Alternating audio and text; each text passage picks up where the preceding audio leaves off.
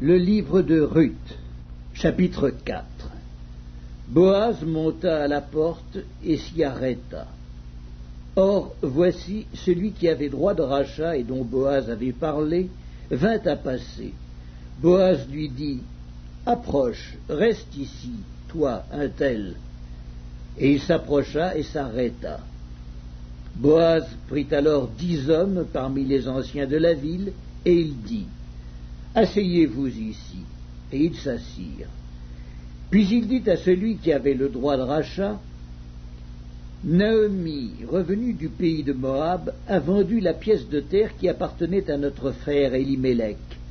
J'ai cru devoir t'en informer et te dire, acquiers-la en présence des habitants et en présence des anciens de mon peuple.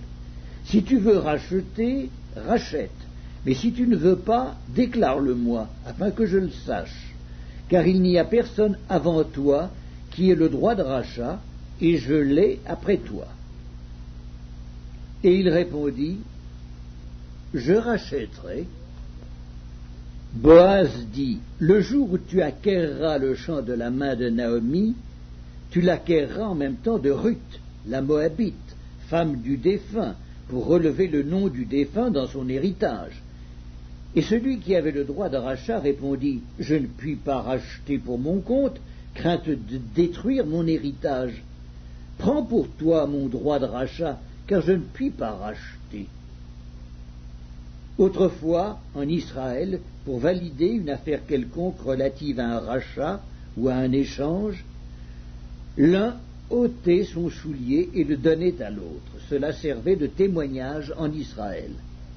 Celui qui avait le droit de rachat dit donc à Boaz, « Acquiers pour ton compte. » Et il ôta son soulier.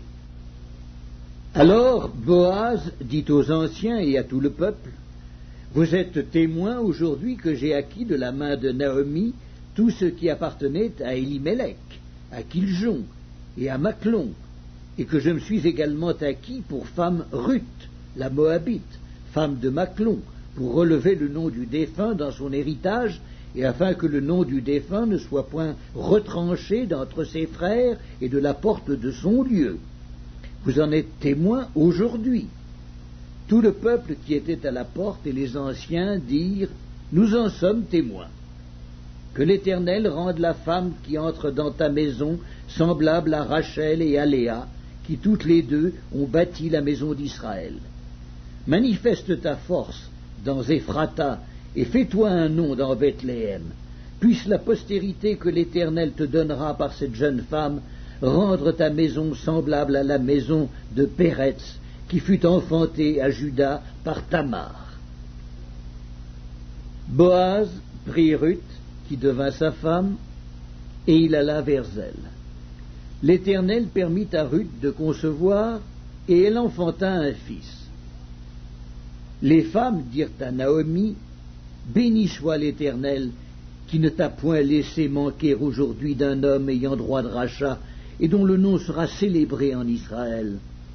Cet enfant restaurera ton âme et sera le soutien de ta vieillesse, car ta belle-fille, qui t'aime, l'a enfantée, elle qui vaut mieux pour toi que 7 fils. » Naomi prit l'enfant et le mit sur son sein, et elle fut sa garde. Les voisines lui donnèrent un nom en disant, « Un fils est né à Naomi. » Elles l'appelèrent Obed. Ce fut le père d'Isaïe, père de David. Voici la postérité de Péretz. Péretz engendra Hetzron. Hetzron engendra Ram. Ram engendra Amminadab.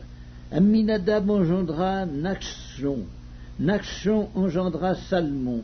Salmon engendra Boaz. Boaz engendra Obed. Obed engendra Isaïe. Et Isaïe engendra David.